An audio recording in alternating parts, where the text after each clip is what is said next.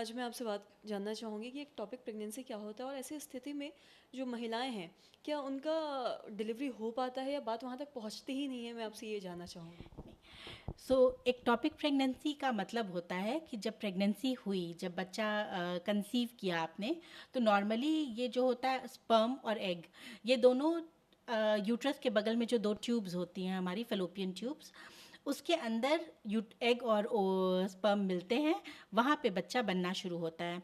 उसके बाद with in 2 और 3 डेज वो बच्चा जो ग्रो करना शुरू हुआ है वो आके यूट्रस के अंदर पहुंच जाता है और वहाँ पे ग्रो करने लगता है। ये नॉर्मल प्रेगनेंसी में होता है।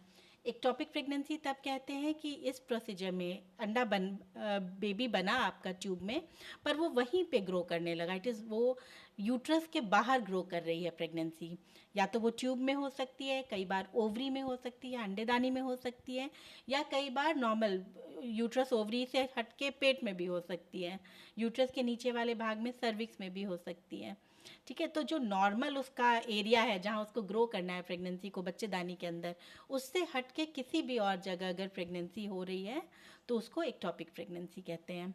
तो ये एक काफ़ी सीरियस कंडीशन होती है, इसलिए क्योंकि बॉडी में केवल यूट्रस बना है जिस प्रेगनेंसी को हैंडल करने के लिए। जैसे जैसे प्रेगनेंसी ग्रो करती है यूट्रस का साइज़ बढ़ता जाता है, उसमें उतनी स्ट्रेंथ है कि उसको हैंडल कर सके प्रेगनेंसी को। ट्यूब एक पतली सी 5 मिलीमीटर की पतली सी ट्यूब होती है, फेलोपियन ट्यूब। उसमें प्रेगनेंसी जैसे ही बढ़ने लगती है उस पर स्ट्रेचिंग होती है और ट्यूब फट जाती है, जिसके कारण इंटरनल ब्लीडिंग शुरू हो जाती है, पेट में ब्लीडिंग शुरू हो जाती है। सो ये जो एक्टोपिक प्रेगनेंसी है एक तरह से लाइफ थ्रेटनिंग कंडीशन है पेशेंट के लिए। अगर इसको टाइमली पता कर चल जाए तो हम लोग पेशेंट को काफ़ी अच्छे से हैंडल कर सकते हैं।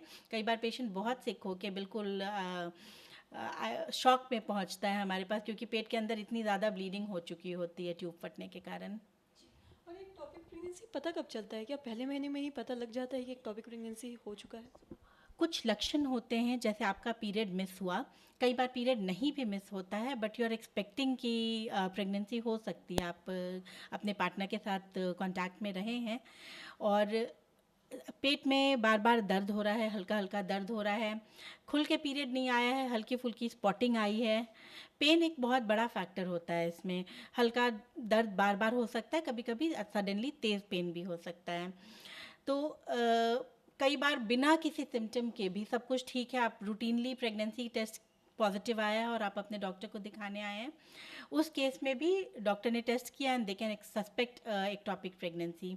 एक चीज़ और ध्यान रखनी है, कई बार जब आप प्रेगनेंसी टेस्ट करते हैं उसमें एक लाइन, जो 2 लाइन आती है किट में, एक लाइन बहुत हल्की आती है और एक अच्छे से गाढ़ी लाइन होती है।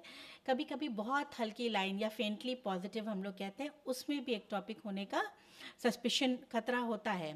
सो कोई भी आपको अर्ली प्रेगनेंसी में दिक्कत हो रही है, आपको तुरंत डॉक्टर से मिलना चाहिए। पेन नॉर्मली नहीं होता है अर्ली प्रेगनेंसी में, शुरू के महीनों में, तो अगर आपको पेन हो रहा है तो आप ज़रूर तुरंत डॉक्टर से मिलें। ज़्यादातर इसको डायग्नोज करने के लिए हमें अल्ट्रासाउंड करना पड़ता है या फिर एक ब्लड टेस्ट होता है बीटा HCG का, वो करा के देखते हैं।